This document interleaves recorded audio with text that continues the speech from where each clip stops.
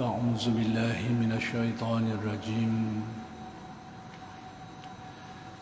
بسم الله الرحمن الرحيم الحمد لله رب العالمين وبه نستعين اللهم صل على سيدنا محمد النبي الأمي وعلى آله وصحبه وسلم رب اشرح لي صدري ويسر لي أمري واحلل عقدة من لساني يفقه قولي ولا حول ولا قوة إلا بالله العلي العظيم إلهي أنت مقصودي ورضاك مطلوبي أعطني محبتك ومعرفتك السلام عليكم ورحمة الله وبركاته الحمد لله والشكر لله wassalatu wassalamu ala rasulillah amma ba'd. Pertama sekali kita bersyukur kehadiran Allah Subhanahu wa taala yang telah melimpahkan dan mengurniakan kepada kita nikmat-nikmatnya yang sangat banyak zahir dan batin. Mudah-mudahan segala nikmat-nikmat itu sentiasa dikurniakan kepada kita dan dijadikan kita orang-orang yang mensyukuri nikmat. Mudah-mudahan dengan berkat syukur Allah Subhanahu wa taala menambahkan lagi dan menggandakan nikmatnya kepada kita. Dan insya-Allah pada malam ini akan diteruskan lagi pengajian kitab Al-Hikam karya Syekh Ahmad Ibn Atta'illah Al-Iskandari radhiyallahu anhu. Kalam hikmat yang ingin dijelaskan pada malam ini ialah kalam hikmat yang ke-244.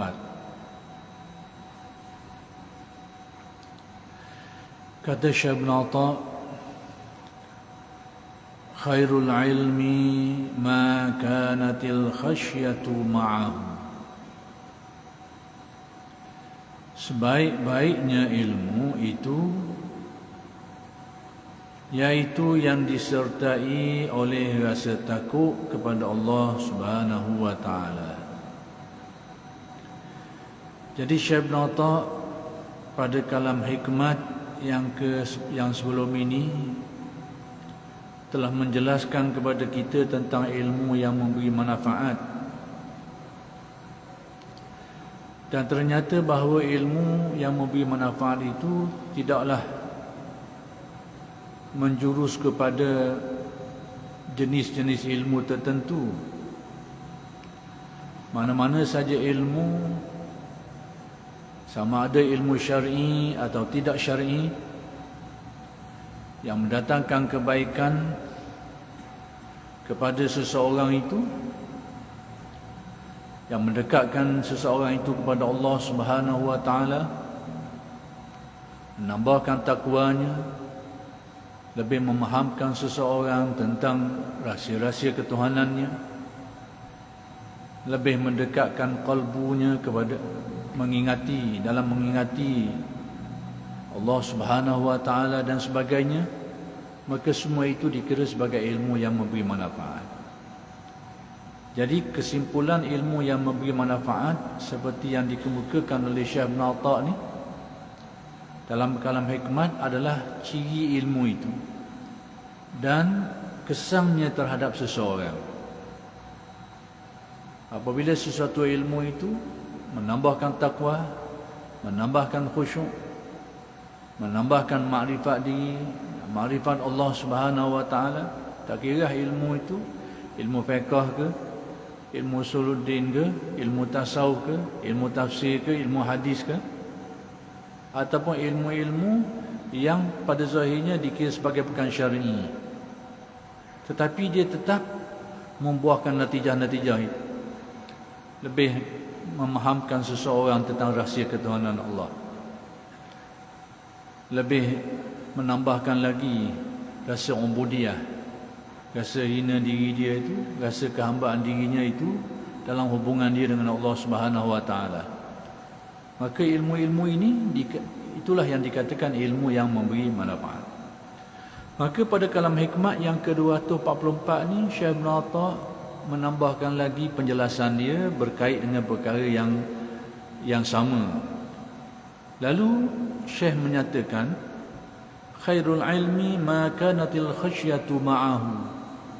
Sebaik-baik ilmu itu ialah ilmu yang disertai dengan rasa takut kepada Allah.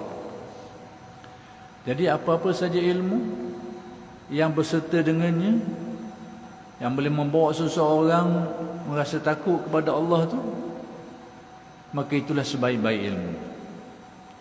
Jadi apakah yang menimbulkan rasa takut seseorang itu kepada Allah, yang membuahkan rasa itu khasyah? Maka perasaan khasyah itu adalah hasil cetusan daripada makrifat qalbu tu, hati yang mula mengenal rahsia ketuhanan Allah Subhanahu Wa Taala tu, mula jelira dalam hati, mula terbuka hijab, lalu dapat memahami secara lebih mendalam tentang rahsia-rahsia ketuhanan di sebalik kejadian alam semesta ni. Maka makrifat itulah yang akan membuahkan khasyah, yang akan menimbulkan rasa takut kepada Allah Subhanahu Wa Taala. Jadi ilmu-ilmu ini yang menjurus kepada memakrifatkan qalbu dia tu, sama ada ilmu syar'i, dia mengaji ilmu apa-apa sajalah dari ilmu usuluddin ke, lalu membuahkan takut kepada Allah, semakin dia faham tentang Allah. Ilmu fiqh yang menjadi ilmu yang membahaskan hukum-hukum yang diperintahkan oleh Allah, semua dia akan balik ke situ belaka. Dengan ilmu-ilmu ini lebih memahamkan dia kepada Allah, tentang Allah, dan membuka qalbu dia tu dan menambahkan rasa takutnya kepada Allah, maka itulah sebaik-baik ilmu. Demikian juga ilmu-ilmu yang berkaitan dengan alam semesta ni, kajian-kajian tentang alam semesta ni. Apa-apa saja yang dikaji tentang fenomena alam ini, yang membuka rahsia-rahsia ketuhanan Allah, yang menambahkan khasyah ni, yang menambahkan rasa takut kepada Allah, dia juga dikira sebagai sebaik-baik ilmu. Sebab itu ayat Iqra itu telah ditafsir oleh ulama-ulama kita dengan tafsiran yang berbagai-bagai lah. Iqra disuruh membaca, tapi ayat apa yang kita nak baca? Lalu dijelaskan oleh mereka ni, oleh ulama kita menjelaskan, pertama sekali sudah tentulah ayat Quran lah. Ayat Quran ni ya, ayat-ayat Al-Quran yang diturunkan, yang mengandungi petunjuk-petunjuk, pedoman-pedoman dan bermacam-macam lagi lah yang terkandung dalam ayat Al-Quran tu. Baca ayat tu, dia belajar, dia fahami, lalu dengan ilmu-ilmu yang dia perolehi itu memahamkan dia tentang Allah, membuka hijab qalbu dia, menambahkan keyakinan hatinya, menambahkan lagi kekuatan perasaan keyakinan dia kepada Allah yang mencipta, yang mengatur seluruh alam. Itu satu jenis ayat. Dan ayat yang kedua dihuraikan oleh mereka ini sebagai ayat kauniyah ni lah,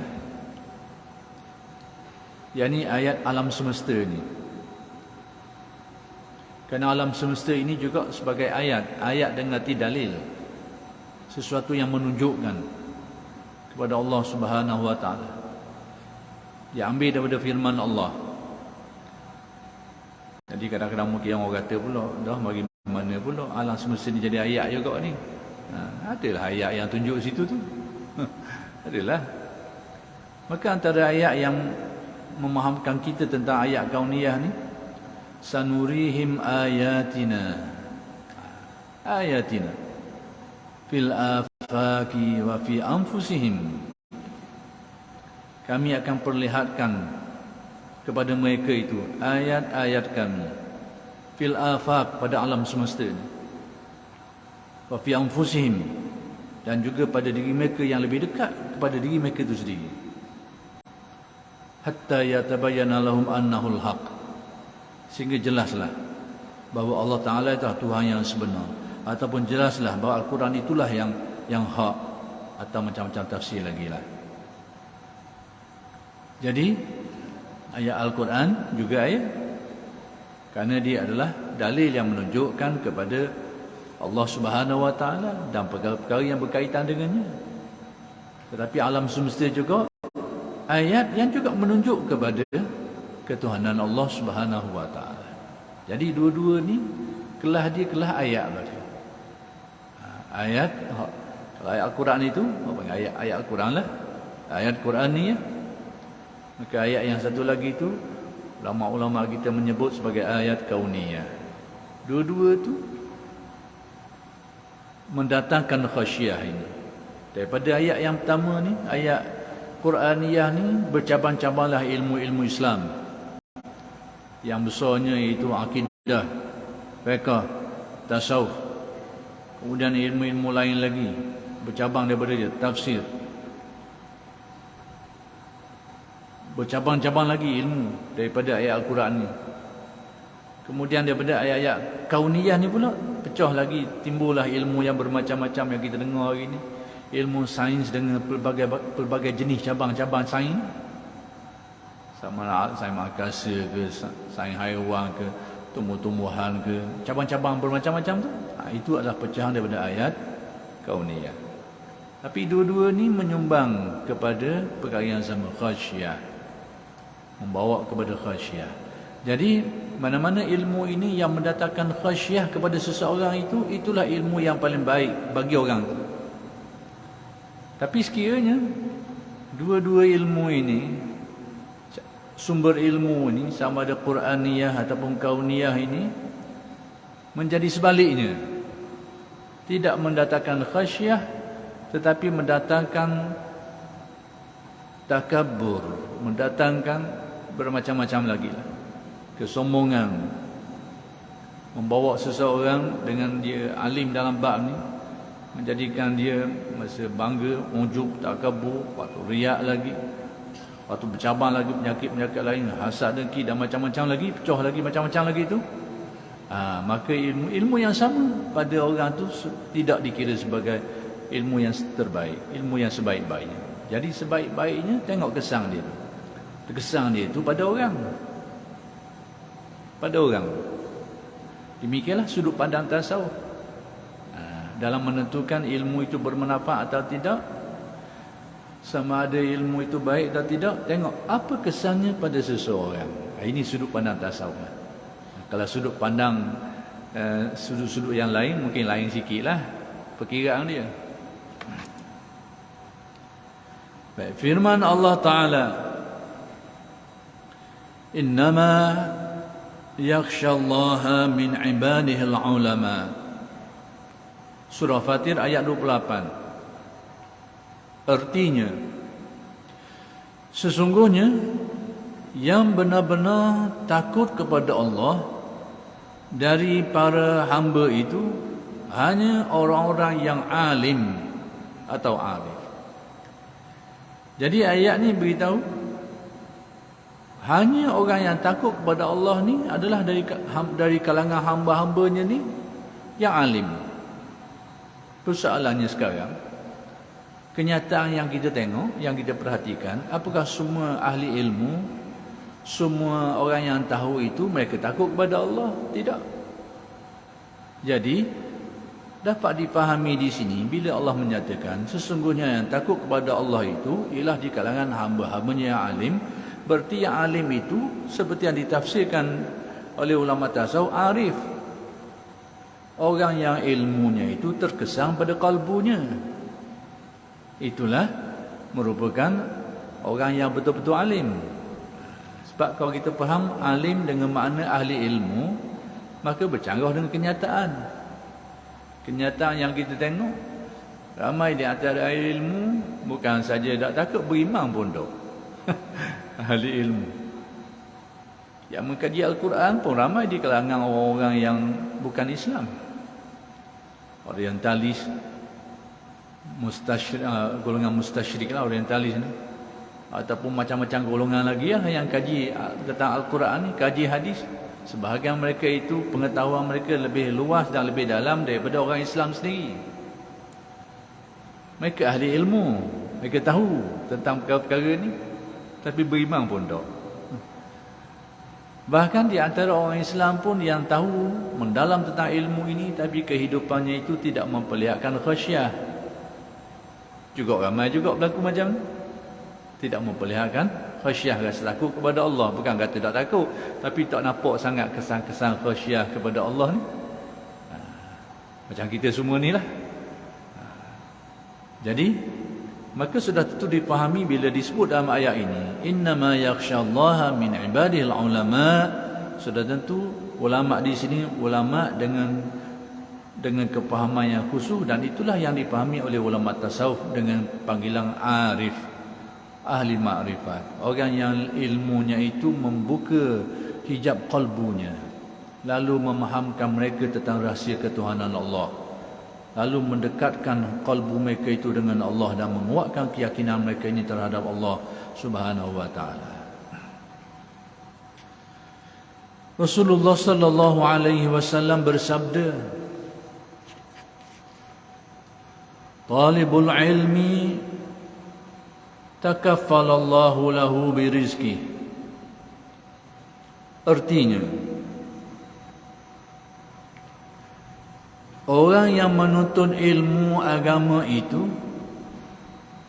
Allah menjamin rizkinya. Jadi disebut dalam hadis ini, orang yang menuntut ilmu itu luah diberitahu secara umum, tidak dikhususkan kepada ilmu agama saja, tapi diterjemah dalam kalam hikmah ini sebagai ilmu agama. Maka itu sebahagian darinya Allah menjamin rizkinya. Tentang jaminan rizki ini, Al-Imam Al-Ghazali rahmatullah alaih telah mendetailkannya di dalam kitab Minhaj Al-Abidin. Maksud jamin rizki itu bagaimana? Kadang-kadang sebab apa? Kita kadang-kadang berlaku ketidakselarasan dalam memahami petunjuk syarak dengan kenyataan hidup. Seperti inilah orang yang belajar ilmu dijamin rizkinya. Ataupun yang lebih luas lagi, ma min dabbatin fil ardi illa 'ala Allahi rizquha. Tidak ada binatang pun, makhluk yang hidup ni, yang melata atas muka bumi ini, kecuali menjadi urusan Allah lah yang menjamin rizkinya. Dijamin akan ada rizkinya. Jadi kenyataan yang kita tengok, ada juga orang kelaparan mati. Macam mana ni? Tak cukup makan, tak ada makanan, sakit, mati. Maka di sinilah Al-Ghazali menghuraikan. Dan itu huraian yang panjang dalam Minhaj Al-Abidin ketika menjelaskan tentang bab tawakal ni. Al-Ghazali telah menjelaskan secara mudahnya rezeki yang dijamin itu iaitu dengan erti jaminan memberi kekuatan bagi orang yang ditetapkan pada takdirnya masih hidup. Akan adalah rezeki ke mana-mana pun yang akan memberi kekuatan kepada tubuh badan dia, sama ada dalam bentuk makan minum atau dalam bentuk yang lain. Jadi kalau kita tak faham ni, bercanggah dengan kenyataan hidup lah. Kita mengaji, tak ada piti ni, mana tak bagi makanan ni, tak ada rezeki. Mula ragu. Macam mana ni? Kata ada jaminan rezeki ni, mana hari ni tak ada makanan sikit ni, macam mana ni? Jadi urusan itu sudah dihuraikan dengan detail oleh Al-Ghazali dalam Minhaj Al-Abidin.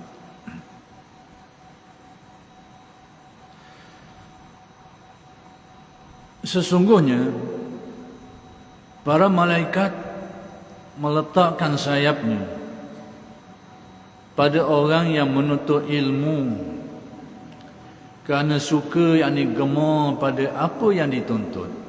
Maksudnya disebut dalam riwayat yang lain tentang kelebihan orang-orang yang menuntut ilmu ni, para malaikat meletakkan sayap-sayapnya menaungi orang-orang yang menuntut ilmu, orang yang belajar ilmu. Ini diberitahu dalam hadis. Bagaimana kenyataannya kita tidak nampak, sebab perkara ini termasuk perkara malakut ataupun termasuk perkara gaib. Dalam istilah yang mudah, perkara gaib lah. Kalau nak tengok kepada istilah tasawuf, orang panggil alam malakut. bahasa khusus sikit. Ndak tula je. Tapi orang kita ni bila sebut malakut ni berselain sikit. Sebut alam gaib ni biasa sama ada orang sebut. Padahal tula je. Jadi diberitahu di dalam hadis, dan dia merupakan suatu perkara gaib yang hanya menjadi keimanan kita, kecuali bagi orang yang diperlihatkan Allah, orang yang dikasyafkan Allah, maka sebahagian mereka itu dapat melihat kenyataan ini. Macam azab kubur jugalah, dia termasuk alam gaib, atau secara spesifik lagi kita sebut alam barzakh. Dalam istilah tasawuf samalah, alam malakut termasuk martabat tu, iaitu alam yang panca indera zahir kita ni tak dapat kita nak selami benda tu. Dan macam mana kita boleh tahu, kita boleh percaya? Kerana dia beritahu menerusi wahyu, menerusi lisan rasul-rasul yang diutuskan oleh Allah Subhanahu Wa Taala kepada manusia ni, sama ada menerusi Al-Quran ataupun menerusi hadis.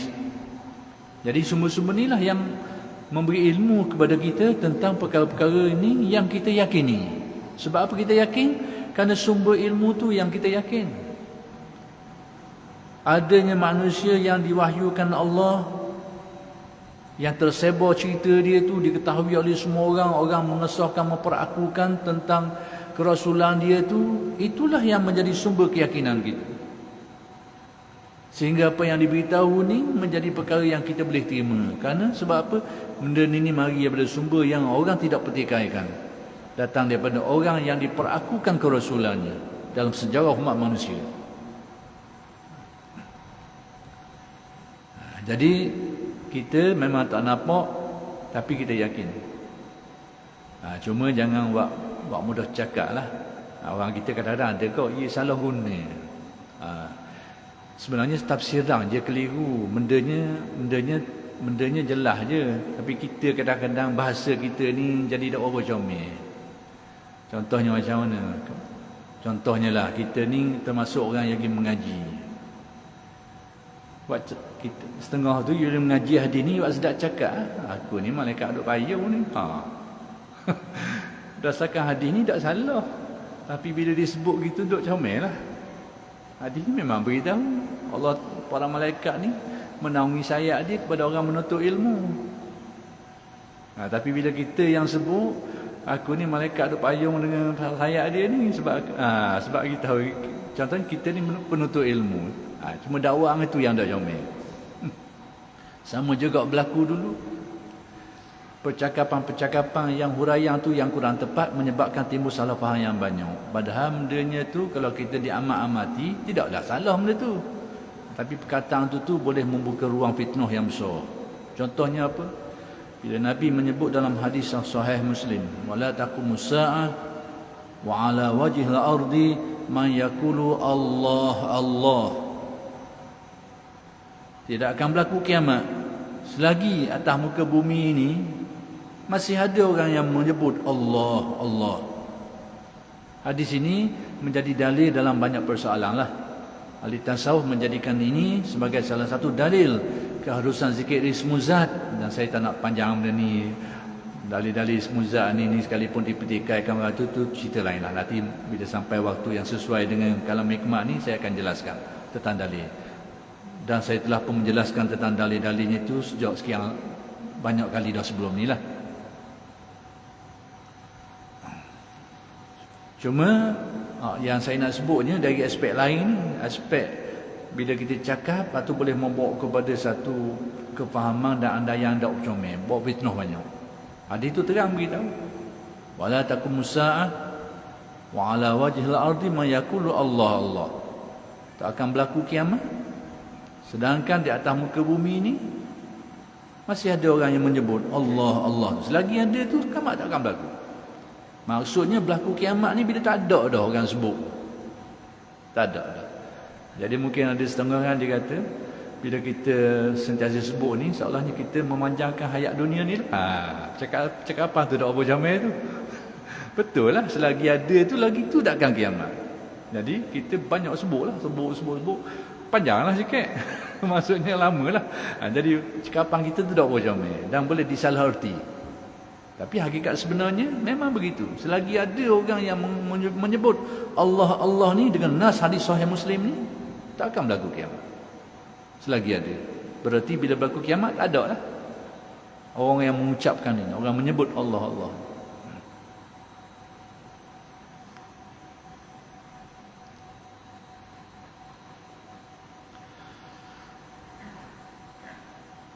Rasulullah sallallahu alaihi wasallam berlindung kepada Allah, yakni minta perlindungan Allah. Ini doa Nabi. Apa yang Nabi doakan? Allahumma inni a'udzubika min ilmin la yanfa. Artinya, ya Allah, aku berlindung kepadamu dari ilmu yang tidak berguna. Jadi Nabi sendiri minta berdoa kepada Allah, minta berlindung dijauhi daripada ilmu yang sifatnya tidak berguna. Dan yang berguna tu yang macam mana? Menurut sudut pandang tasawuf, seperti yang dijelaskan sebelum inilah, iaitu yang mendatangkan khasyah.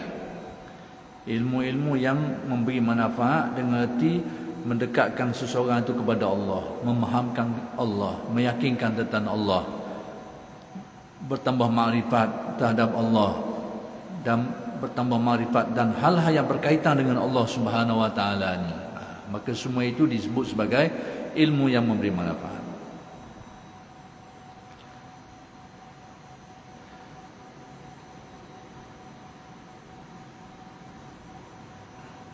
Al-Junaid ketika ditanya, apakah ilmu yang berguna? Jadi Imam Junaid ni, orang tahu belakalah, dia ni alim dua ilmu, dua jenis ilmu. Ilmu zuhir, ilmu fiqh syariat zuhir ni, cabang-cabang dia banyak lagi tu. Dia juga alim, sehingga orang panggil dia Tawus al-ulama. Ni macam burung merok ni di kalangan alim ulama. Dan dia juga alim dalam ilmu batin, ilmu hakikat lah, ilmu batin. Dan cabang-cabang dia tu.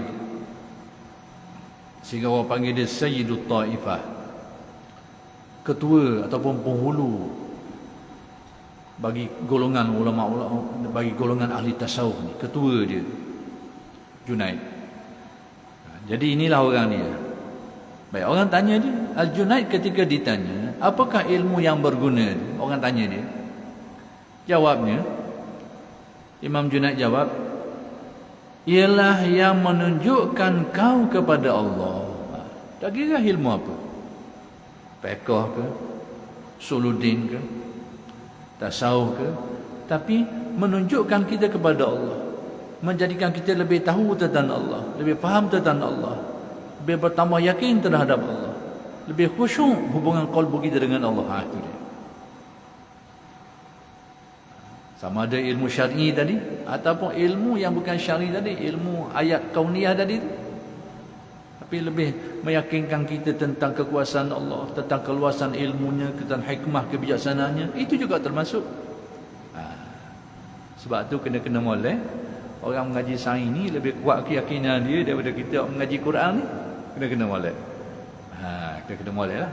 Terutamanya bila dapat membongkar rahsia-rahsia alam yang memperlihatkan keajaiban, memperlihatkan tentang kekuasaan Allah, tentang keilmuannya, tentang hikmah kebijaksanaannya.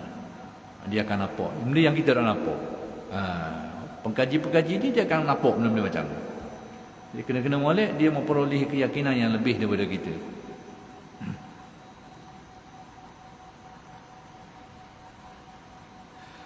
Yang menunjukkan kau kepada Allah dan menjauhkan dari menurutkan hawa nafsu syahwatnya.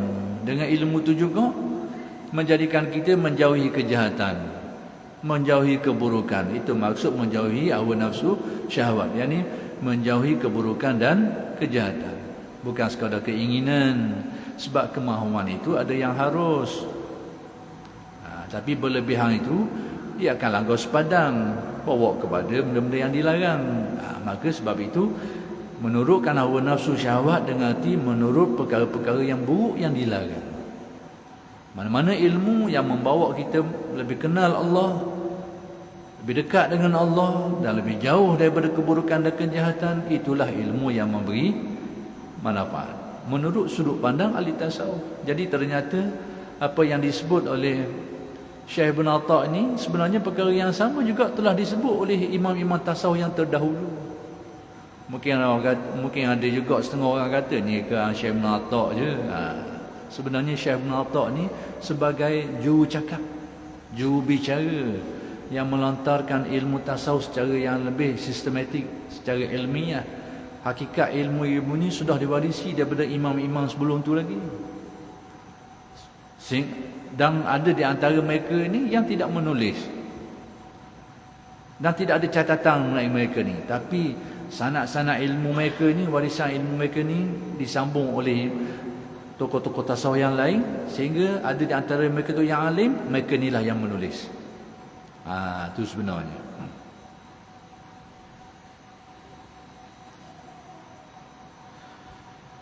Rasulullah sallallahu alaihi wasallam bersabda, sesiapa yang suka dunia, merbahaya akhiratnya. Dan sesiapa yang suka akhirat, merbahaya dunianya. Ingatlah kamu harus mengutamakan yang kekal tetap daripada yang lekas, rosak dan hancur. Apa erti maksud hadis Nabi ini? Yang ini Nabi menjelaskan, sesiapa yang suka dunia, adarra bi akhirati, dia akan memudaratkan akhiratnya. Maksudnya, orang yang kecenderungan tinggi terhadap duniawi, urusan akhirat akan ditinggalkanlah, akan dikurang-kurangilah. Kerana sibuk dia mengejar urusan duniawi, dia akan jadi macam tu. Bila sibuk urusan keduniaan, maka urusan keakhiratan akan dikurangi.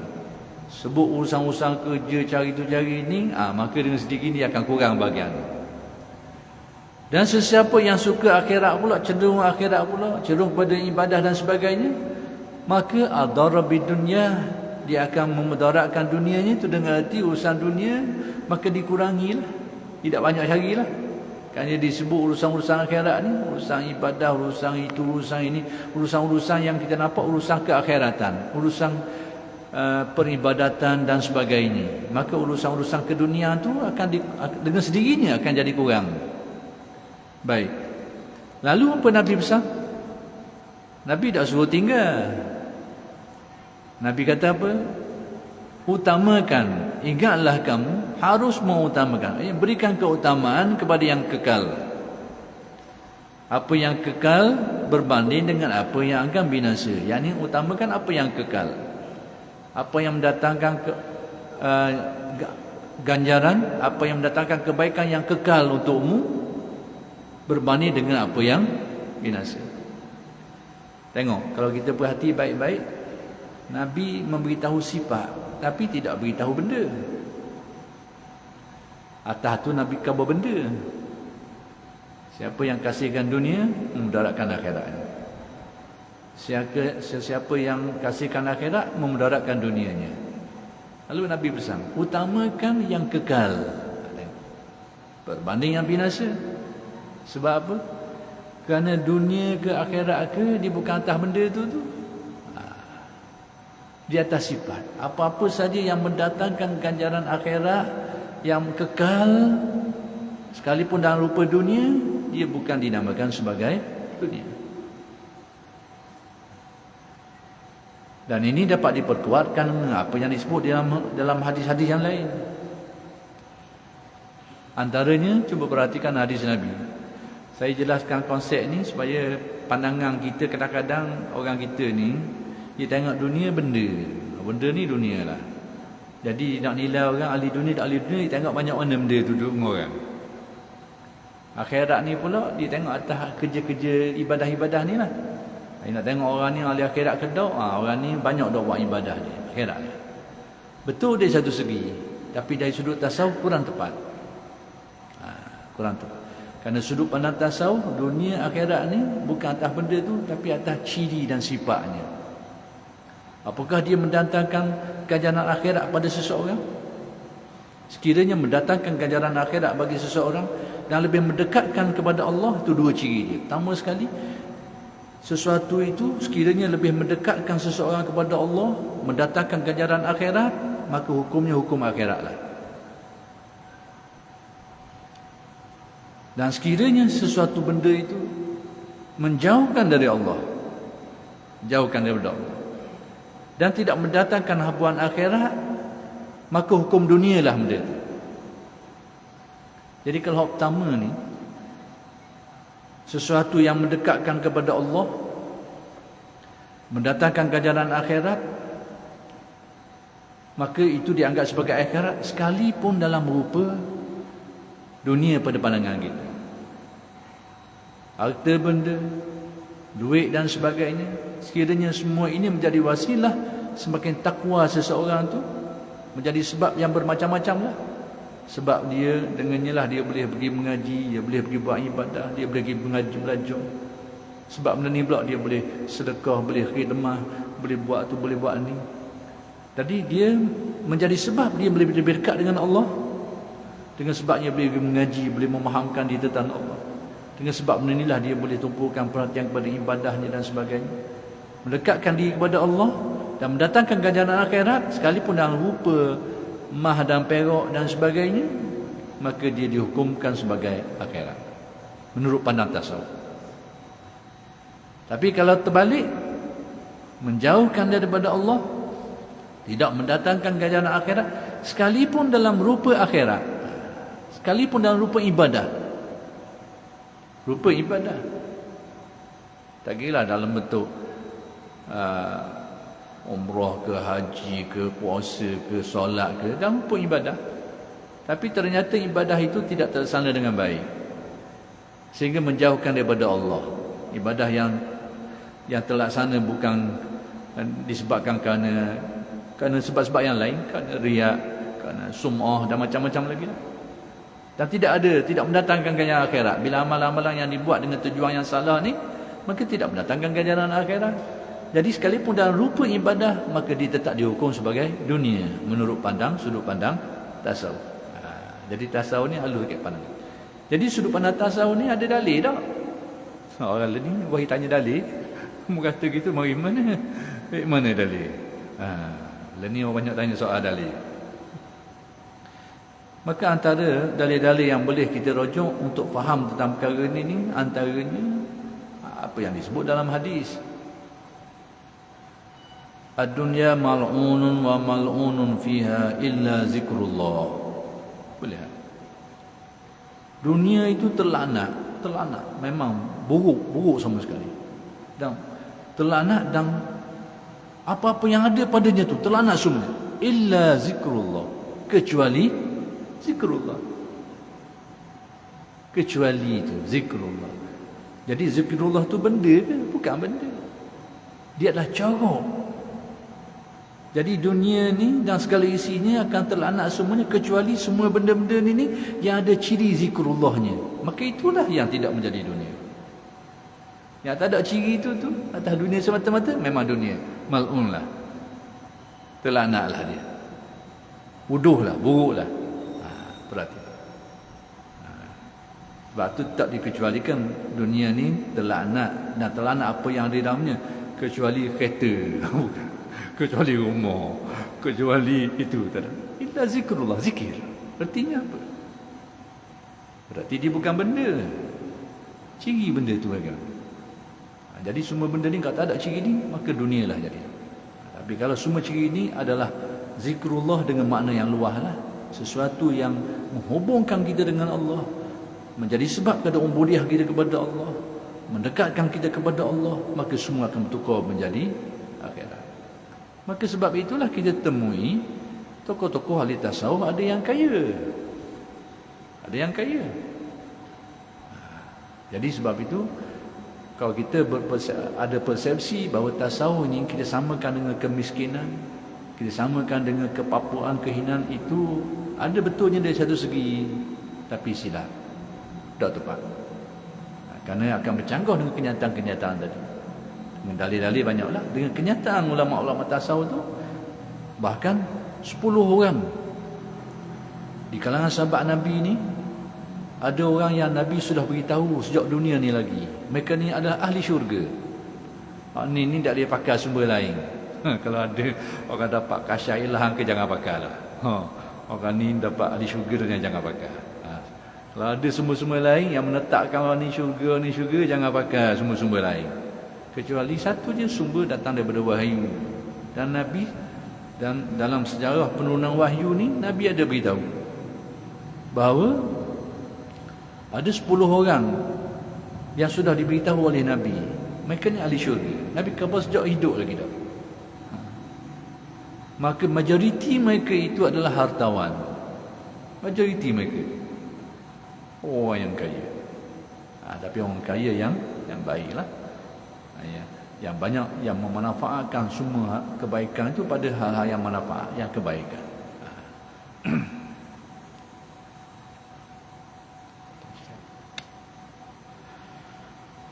Jadi begitulah yang Nabi jelaskan di dalam hadis ini. Jadi kalau kita tengok dari satu segi, Nabi beritahu kalau orang yang suka kepada keduniaan, jangan kuranglah usaha amalan akhirat ni. Kalau dia utamakan banyak amalan akhirat, usaha nak cari dunia ni kurang, terganggulah. Tapi Nabi beritahu utamakan yang kekal. Yang kekal tu apa, tengok. Sekiranya kita ni dah hidup penuh cukup dengan tanggungan kita, keluarga kita dah cukup, dan kita rasa nak tumpukan perhatian beribadah dengan penuh ikhlas, itu mungkin cara kita. Kerana dia mendatangkan ganjaran insya-Allah diterima oleh Allah akhirat. Ganjaran yang kekal di akhirat. Tapi sekiranya kehidupan kita ni, kalau cara ni susah kita ni, tanggungan ramai lagi ni, banyak lagi perkara-perkara tak selesai ni, pembiayaan ni dah selesai lagi, pembiayaan ni dah selesai lagi, tak boleh nak berhenti ni. Maka nak buat macam mana? Dia macam ni.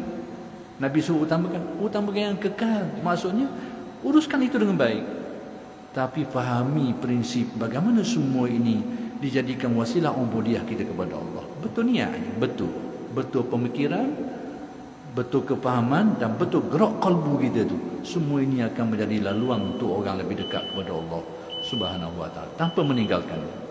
Sebab tu tasawuf tak mengajar kita tinggal kehidupan, tinggal ke pekerjaan, tidak, tetapi merubah keadaan tadi supaya semua itu berasaskan pada kalbu yang salim, kalbu yang asalnya mengabdikan diri kepada Allah Subhanahu wa ta'ala.